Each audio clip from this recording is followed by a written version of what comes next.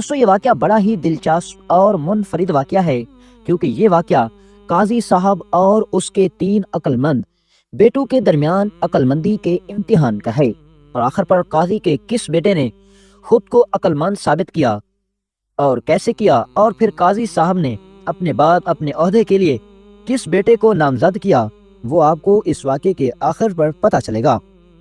دوستو یہ واقعہ کچھ اس طرح کا ہے کہ مصر کے شہر منصورہ کے اندر سلطان صلاح الدین ایوبی رحمۃ اللہ علیہ کے دور سلطنت کے دوران ایک قاضی صاحب منصورہ شہر کے اندر قاضی کے عہدے پر تعینات تھے۔ قاضی کا نام ابو الحیات تھا۔ وہ قاضی بڑا ہی رحم دل، انصاف پسند اور ہمیشہ سچ کے ساتھ کھڑا ہونے والا انسان تھا۔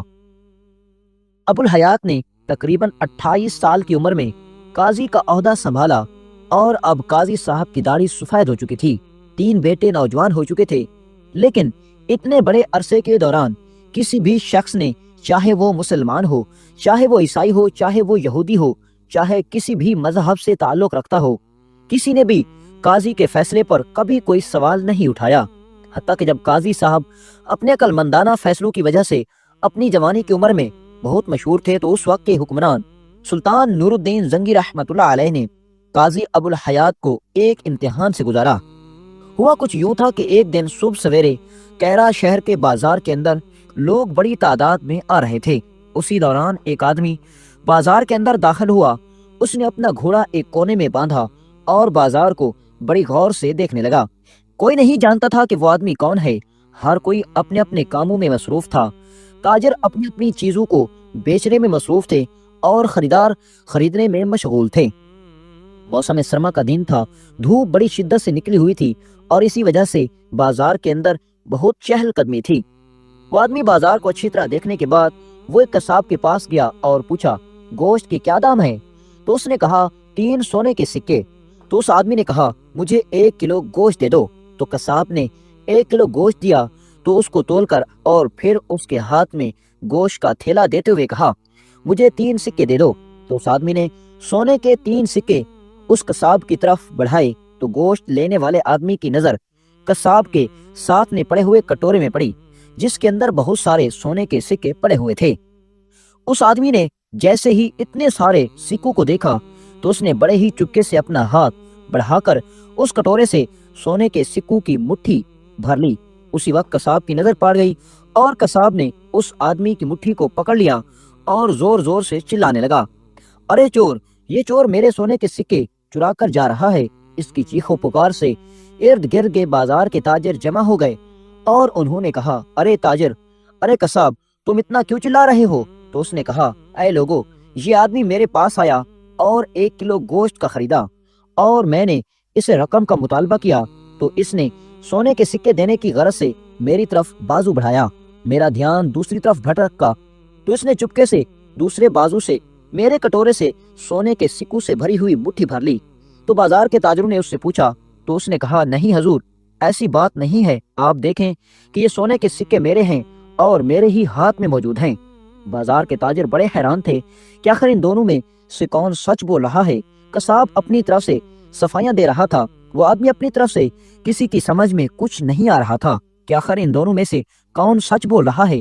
آخر پر تمام تاجروں نے یہ فیصلہ کیا کہ ان دونوں کو پکڑ کر قاضی کے پاس لے جاتے ہیں۔ تو اتنے میں ایک بزرگ تاجر بولا، شہر کے قاضی کسی کام سے ملک مصر کی طرف روانہ ہو گئے ہیں، اور قاضی صاحب اس مقدمے کا فیصلہ کرنے سے قاصر رہے۔ تو اتنے میں ایک اور تاجر نے کہا کہ میں نے اپنے ایک دوست سے سنا ہے کہ منصورہ شہر کا قاضی، جس کا نام ابو الحیات ہے، وہ بازار کے سرائے میں ٹھہرے ہوئے ہیں۔ اگر تمام لوگ اس پر بات پر رضامند ہیں تو ہم ان دونوں کا مقدمہ قاضی ابو الحیات کے پاس لے جاتے ہیں۔ تمام تاجروں نے کہا ٹھیک ہے۔ اب وہ اس کو پکڑ کر قاضی صاحب کے پاس لے گئے۔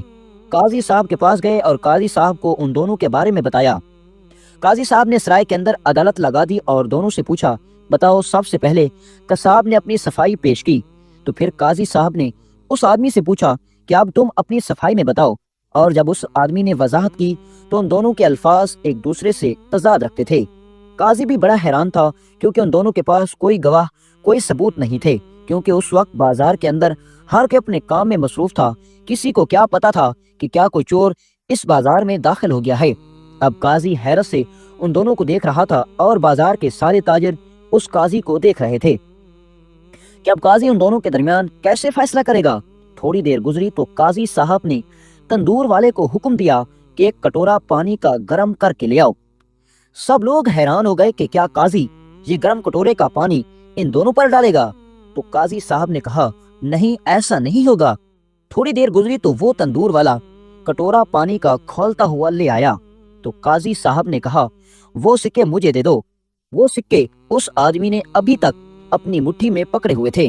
جب قاضی نے اس سے سکے لیے تو قاضی صاحب نے وہ سکے اس کھولتے ہوئے پانی میں ڈال دیے۔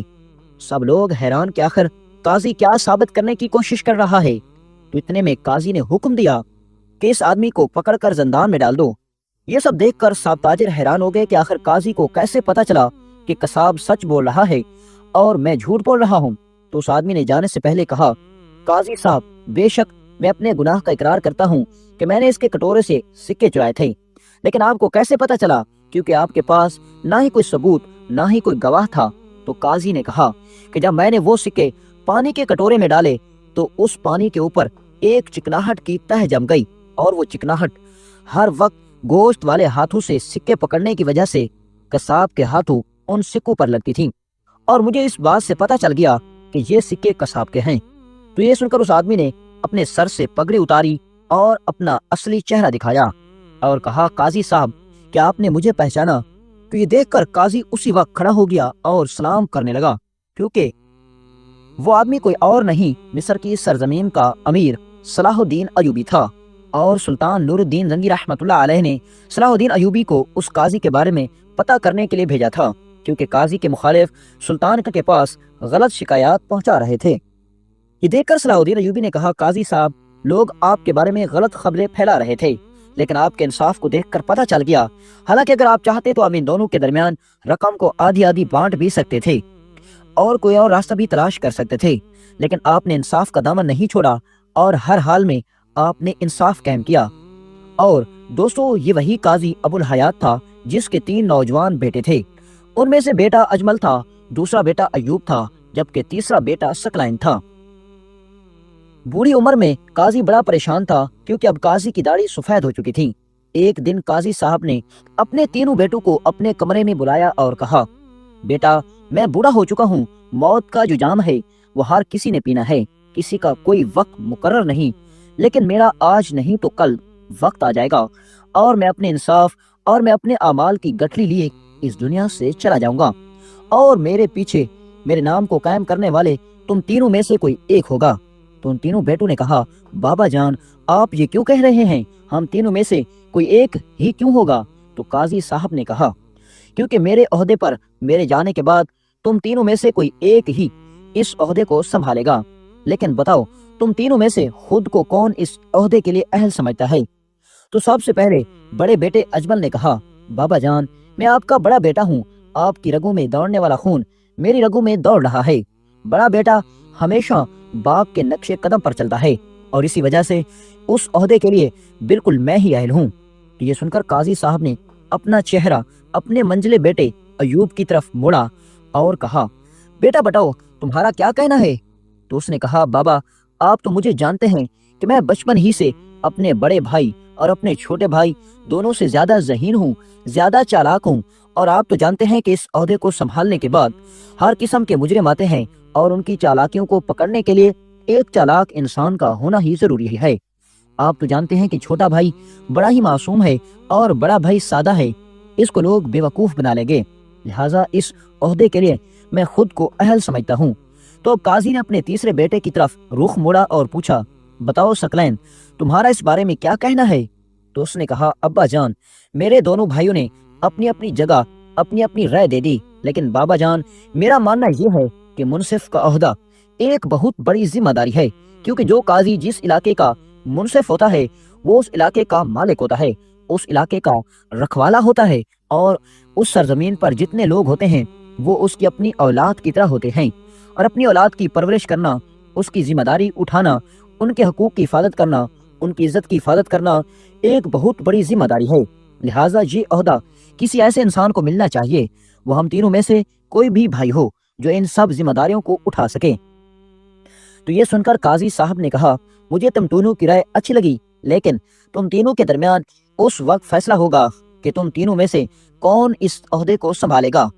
جب تم تینوں میں سے جو بھی زیادہ خود کو زیادہ عقل مند، ذہین اور اس عہدے کے لیے خود کو وفادار ثابت کرے گا، تو تینوں بیٹوں نے کہا بابا جان پھر ہمیں کیا کرنا ہوگا خود کو ثابت کرنے کے لیے؟ تو قاضی صاحب نے کہا کہ تم تینوں ایک لمبے سفر پر روانہ ہوں گے، تم تینوں کے پاس اپنے اپنے گھوڑے ہوں گے اور تم تینوں ایک مشکیزہ پانی کا، اور اس کے علاوہ میں تمہیں اپنی اپنی جگہ ایک شہد کا ڈبہ دوں گا، اور اس کے علاوہ تم تینوں کو میں ایک ایک بکری دوں گا۔ تم تینوں اپنی اپنی بکری اپنے اپنے شہد کے ڈبے کو لے کر شہر کی طرف روانہ ہوں گے، اور شہر میں جا کر تم نے میرا وہاں ایک دوست رہتا ہے جو کہ میرا ہم عمر اور ہم پیشہ ہے، اب وہ اس عہدے سے برطرف ہو گیا ہے، تم جا کر اسے میرا سلام اپنی اپنی جگہ دینا اور پھر صحیح سلامت واپس آ جانا۔ جب تم تینوں لوٹو گے تو اس وقت مجھے پتہ چل جائے گا کہ تم تینوں میں سے کون زیادہ سب سے عقل مند ہے اور کون اس عہدے کے لیے اہل ہے۔ یہ سن کر وہ تینوں حیران ہو گئے کہ آخر ایک بکری اور ایک شہد کے برتن کے ساتھ ہم شہر روانہ ہوں گے، اور جا کر دوست کو سلام کرنے کے بعد جب ہم گھر لوٹیں گے تو بابا کو آخر کیسے پتہ چلے گا؟ لیکن وہ تینوں اب قاضی سے کوئی سوال نہیں کر سکتے تھے۔ اگلے دن صبح سویرے ان تینوں کے سفر کا آغاز ہو گیا۔ تینوں بھائی اپنی اپنی بکری، ایک ایک شہد کا برتن اور پانی کا ایک مشکیزہ جو تینوں کے لیے تھا وہ لے کر چل پڑے۔ چلتے چلتے ان کے تیز رفتار گھوڑے ندیوں، وادیوں، جنگلوں اور آبادیوں کو عبور کرتے ہوئے ایک بہت بڑے گھنے جنگل کے اندر جا کر رکے۔ منجلے بھائی نے بڑے کو کہا اے اجمل، میرا یہی مشورہ ہے کہ آج رات ہم کسی غار کے اندر گزار لیں، پھر صبح سویرے ہم تازہ دم ہو کر اپنے سفر کی طرف نکل پڑیں گے۔ تو بڑے بھائی اجمل نے کہا ٹھیک ہے، تم درست کہتے ہو۔ جب دونوں نے اس بات پر فیصلہ کر لیا تو چھوٹے نے کہا چونکہ میں تم دونوں سے چھوٹا ہوں لہٰذا مجھے تم دونوں کے فیصلے پر خاموش رہنا چاہیے اور آپ دونوں کے فیصلے کا احترام کرنا چاہیے، لہٰذا آج رات تم دونوں کے مطابق ہم کسی غار کے اندر گزاریں گے۔ اب وہ تینوں اپنے اپنے گھوڑے سے اترے اور گھوڑوں کو چارہ ڈالا، اور اس کے بعد بڑے بھائی نے کہا اے ایوب، جاؤ گھوڑے سے پانی کا مشکیزہ اٹھا کر لاؤ۔ تو ایوب نے کہا اجمل بھائی، میں آپ کو بتانا بھول گیا، راستے میں تو پانی تھوڑا سا بچا تھا، وہ بھی میں نے پی لیا، اب تو مشکیزہ خالی ہے۔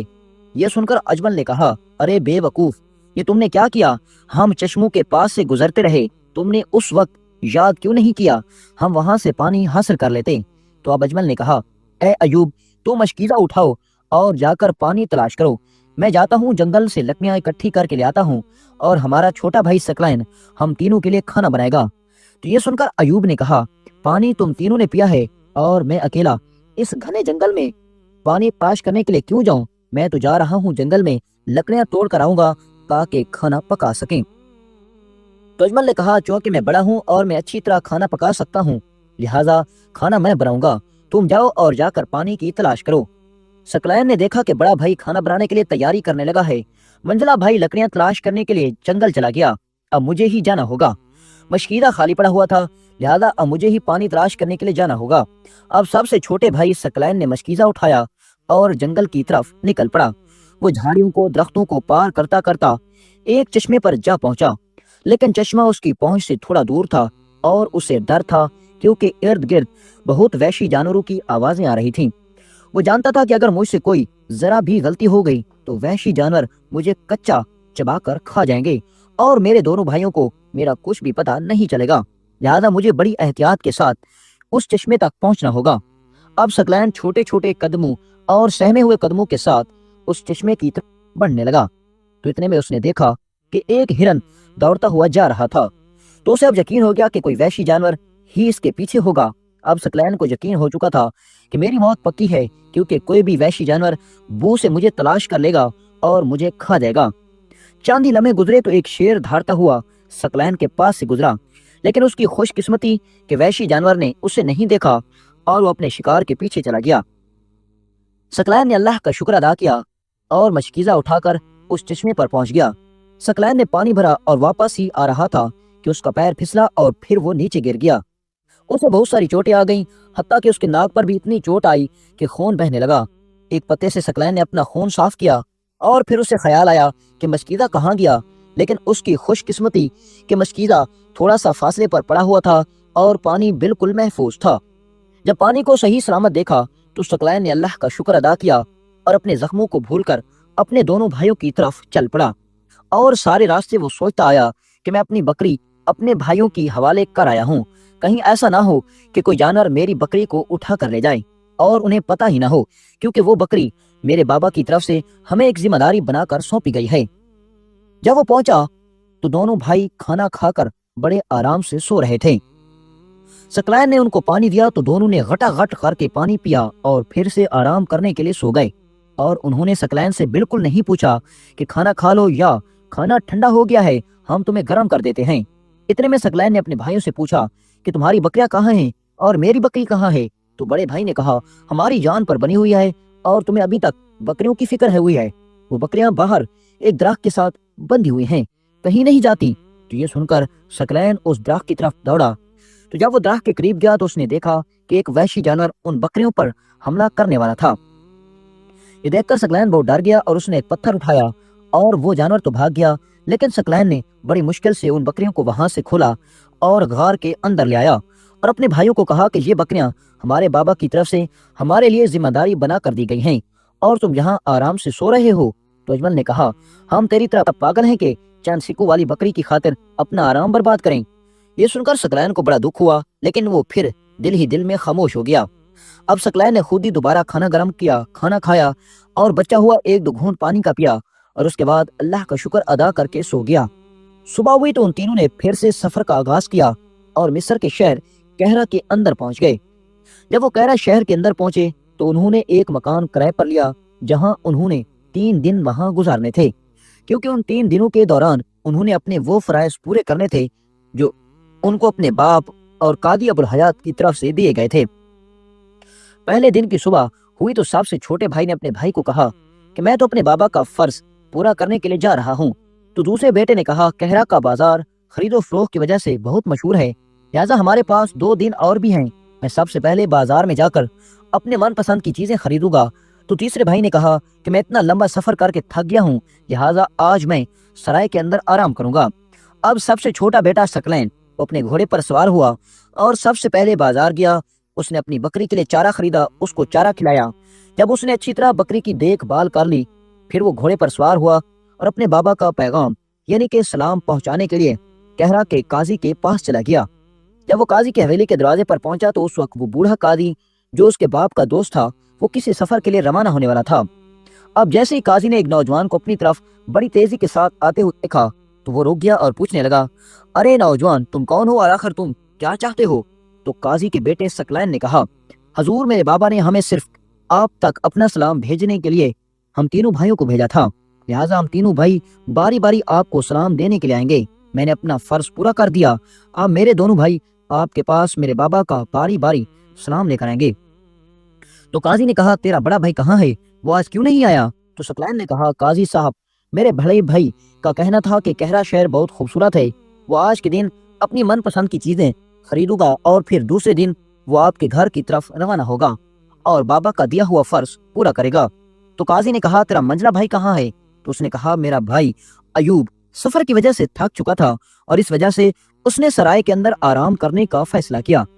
تو قاضی نے کہا کہ تمہارے چہرے پر زخم تمہارے جسم پر نشان دیکھ کر ایسا لگتا ہے کہ تم راستے میں کسی حادثے کا شکار ہوئے ہو، لیکن تم پھر بھی آرام کرنے کی بجائے یہ سیر و تفریح کرنے کی بجائے سیدھا میرے پاس آئے، اور تمہارے بھائیوں نے اپنا فرض پورا نہیں کیا، وہ یہ فرض پہلے پورا کر کے پھر دوسرے دن آرام بھی کر سکتے تھے اور خرید و فروخت کر سکتے تھے۔ تو ثقلین نے کہا کہ حضور ایسی بات نہیں ہے، میرے بھائی دونوں بڑے محنتی ہیں۔ تو قاضی بڑی ہی عجیب سی مسکراہٹ مسکرانے لگا۔ تو ثقلین نے پوچھا قاضی صاحب آپ مسکرا کیوں رہے ہیں؟ تو قاضی صاحب نے کہا بس ویسے ہی، اب سب سے چھوٹے بیٹے نے اپنا فرض پورا کیا اور سرائے کے اندر واپس آ گیا۔ وہ واپس آیا تو اس نے دیکھا کہ اس نے آتے ہی سب سے پہلے وہ شہد کا ڈبہ سنبھالا، اس کے بعد وہ فوراً اپنی بکری کے پاس گیا تو بکری پھر سے بھوکی تھی۔ اس نے دیکھا کہ اس کے دونوں بھائیوں کو جو کہ باپ نے بکری دی تھی وہ بھی بھوک سے چلا رہی تھی، لیکن ان کو کوئی پرواہ نہیں تھی، لہذا وہ بازار گیا بغیر خود کچھ کھائے پیے، بھوکا پیاسا بازار جا کر بکری کے لیے چارہ خریدا اور پھر آ کر اپنی بکری کو بھی چارہ ڈالا اور اپنے بڑے بھائیوں کی بکریوں کو بھی چارہ ڈالا और फिर अपनी बकरी को डालकर खाना खाने के लिए बैठ गया। अब दूसरी सुबह हुई तो सबसे छोटे बेटे सकलैन ने अपने बड़े भाई अजमल को कहा, आज दूसरा दिन है, तुम अपना फर्ज पूरा करने के लिए जाओ, क्योंकि फिर हमने वापस भी तो जाना है। अजमल ने कहा, मैं आज काजी की तरफ रवाना हो जाता हूँ। लेकिन अयूब, जो कि मंजिला बेटा था, उसने कहा कि मैंने आराम किया था कल, आज मैं बाजार के अंदर सैरो तफरी करनी है, खूब खरीदारी करनी है, और हाँ, मुझे चंद सिक्के दे दो ताकि मैं बाजार के अंदर कुछ चीजें खरीद सकूं। तो अजमल ने कहा, जो मेरे पास सिक्के थे वो मैंने कल खर्च कर दिए, हत्ता कि जो मेरे पास शहद का डब्बा था वो भी मैंने शहद फिरोश के पास बेच दिया, क्योंकि मेरे पास रकम कुछ कम पड़ रही थी। तो मैं ये सुनकर सबसे छोटे भाई ने कहा, अरे बाबा ने हमें अमानत दी थी और तुम उसको बेच आए हो। तो उसने कहा, वो कौन सा तिलिस्मी शहद था, बाबा ने हमें इस्तेमाल करने के लिए दी थी और हमने उसका अच्छी तरह इस्तेमाल किया। तुम बड़े ही बेवकूफ हो, तुमने अभी तक शहद को संभाला हुआ है। तो ये सुनकर मंजले भाई ने कहा, अगर ऐसी बात है तो फिर शहद और बकरी मैं दोनों को जाकर बाजार में बेच देता हूँ, क्योंकि इसके अलावा मैं खरीदारी नहीं कर सकता। जितनी रकम थी वो तुमने खर्च कर दी।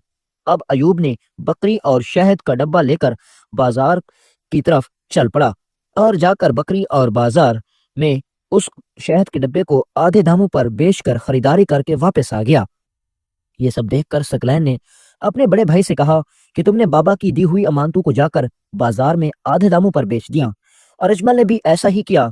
तो उन दोनों भाइयों ने कहा कि तुम बड़े बेवकूफ हो, बाबा ने हमें शहद का डब्बा और ये बकरी इसलिए दी थी कि अगर तुम्हें जरूरत पड़े तो तुम इसको सफर के दौरान इसका इस्तेमाल कर सको। तो इसका इस्तेमाल इसको बेचकर इससे हासिल होने वाले सिक्कों की खरीदारी करना था।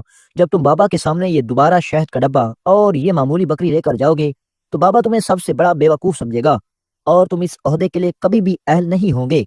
ये सुनकर सकलैन खामोश हो गया।